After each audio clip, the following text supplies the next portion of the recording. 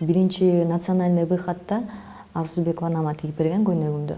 Аябай жюрилерге жагып, зрительдерге аябай жакты көйнөкчү.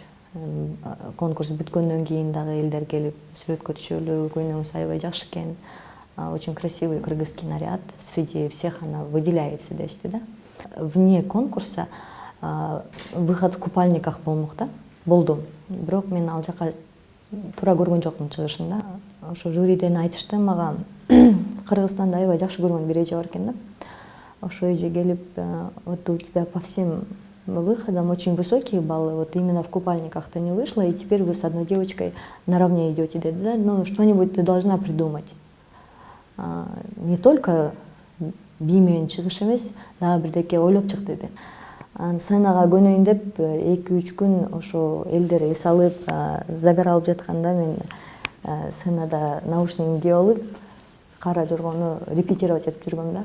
Элестетим да, мамамдын сүйүнгөнүн, ошо мамам залдын ортосунда отуруп мени күтүп аткандай деп элестеттим да. Анан ошо чыгып, анан бийлеп чыктым. Андан кийин аябай аплодировать этишти, аябай жюри дагы аябай сүрөткө тартып, видеого тартып, сүйүнүшүп, артынан турап, конкурс бүткөндөн кийин дагы Польша, Литва, ну, чет өлкөдөн келгендер кайра жоргону кайра билеп бериңизчи, биз артыңыздан кайталайлы деди да. Анан кичинекей мындай флешмоб болуп кетти да, кара жорго бийичи. Жеңишке жеткирген, мен ойлойм, кара жорго бийи болду деп.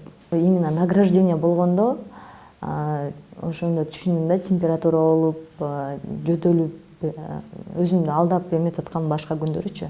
Ошо награждение күнү уже аябай катуу жөтөлүп болуп, температура болуп, эметип көп деле түшүнгөн жокмун да.